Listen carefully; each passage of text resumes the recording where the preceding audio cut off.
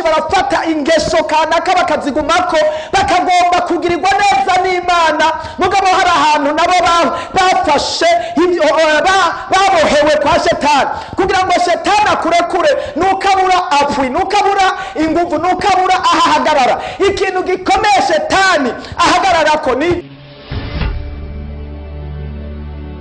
turabahaye kaze mwebwe mwese abakunzi b'ikiganiro gusenga guhindura ibintu. Jewe ndakibashikiriza nkaba nitwa Pastor Nduwimana Joseph, n'amashimwe n'umunezero. Reka ndagusabe mwene data we uronse iyi video canke audio, gerageza uyirungikire umwe canke babiri, canke uyirungike muri groupe. Ukeneye kuronka ubutumwa ku munsi andika nimero za telefone ni 69 50 22 68. Reka dusangire ijambo ry'Imana dusoma hariya mu gitabo cyo kuvayo. Igitabo cyo kuvayo turasoma igice cyaho c'8, turasoma ku murongo waho wa mbere.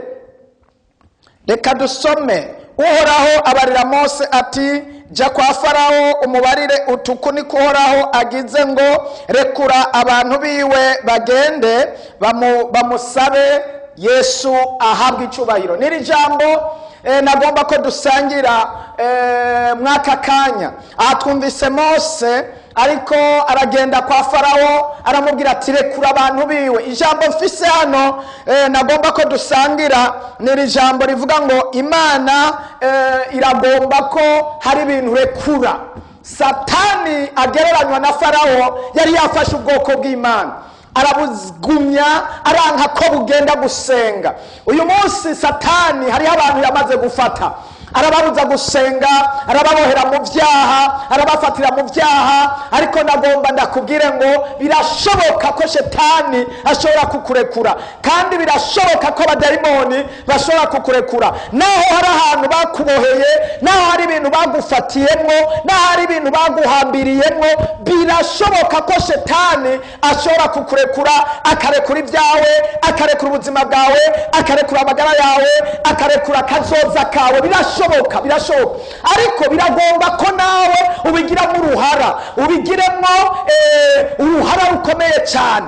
Nawe ubundi utagize uruhara, Satani ntumbera afise niyo kukumira mirozwa, atampuhwe, atambabazi. Ariko nasomye ijambo ry'Imana rivuga ngo mugwanye wa mugwanizi nawe azobagwanya. Birashika yuko Satani hari ibintu yamaze kuboha, nawe ubwawe yamaze kukuboha, yarase kukurekura. Ariko birasabwa ko nawe ugira uruhara. Hari ibyaha wamaseko, hari ibyaha wafashe. Nibishoboka ko Satani ashobora kukurekura mu gihe nawe umufitiye amasezerano, mu gihe mufise aho muhurira, mu gihe ukimufitiye ibanga, mu gihe hari ibintu kanaka nawe wagumije. Ntibishoboka. Abantu benshi baramira ivyaha, abantu benshi barafata ingeso kanaka bakazigumako bakagomba kugirirwa neza n'Imana, mugabo hari ahantu nabo bafashe babohewe kwa Shetani kugira ngo Shetani akurekure, nukabura apwi, nukabura inguvu, nukabura ahahagarara. Ikintu gikomeye Shetani ahagararako ni icaha, n'ingenuri, n'ingenumeze, n'ingeso zawe. Ivyo Shetani batuma abihagararako akakuboha. Iyo dusomye hariya mu ijambo ry'Imana mu Itanguriro igice cyaho ca 6 umurongo waho wa mbere, turabona ingene ngo ingeso z'abantu b'isi zononekaye. Imana irabuza abantu kwifatanya n'abanyabyaha.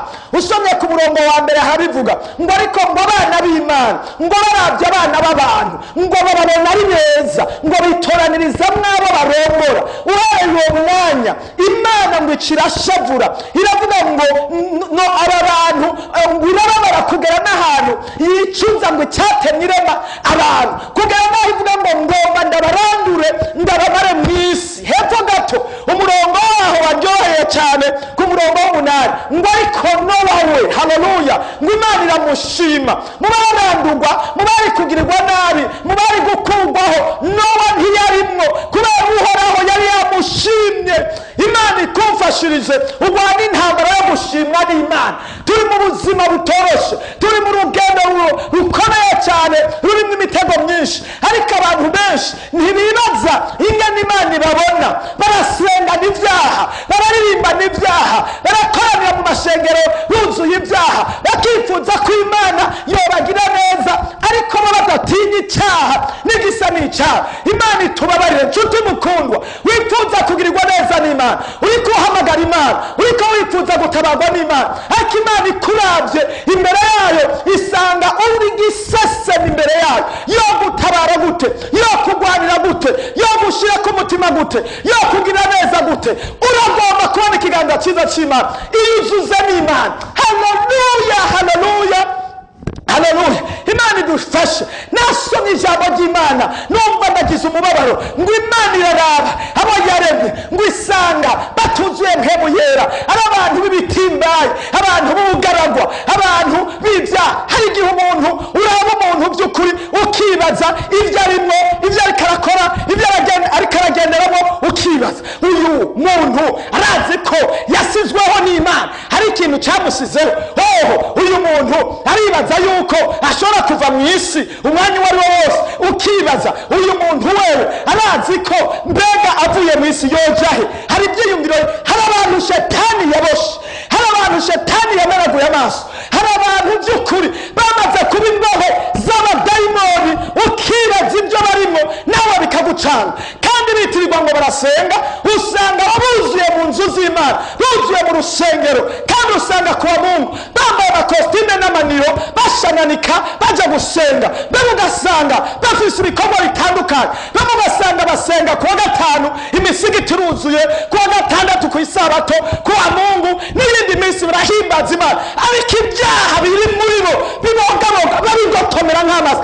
Imana itubabarire. Nshuti mukundwa, nagomba asangira ishengesho nawe, uragomba guhinduka unezereze Imana nawe kunezereza. Mana nasengeye umuntu, tabara uyu muntu Satani yabufoshe, Satani yagumije, umukure mu biharimo, umuha ubwoba bwo mu mutima, yimaze yemere kandi atahure yuko atari we yishizeho, kandi hari yamushizeho izomubaza ibyo yakoze akiri mu mubiri. Duha amaso y'impemu n'amaso abona yo gutahura mu isi ko ari wacu turi ingenzi na kavantara. Urakoze Mana kutugiriye neza, mu izina rya Yesu, amen.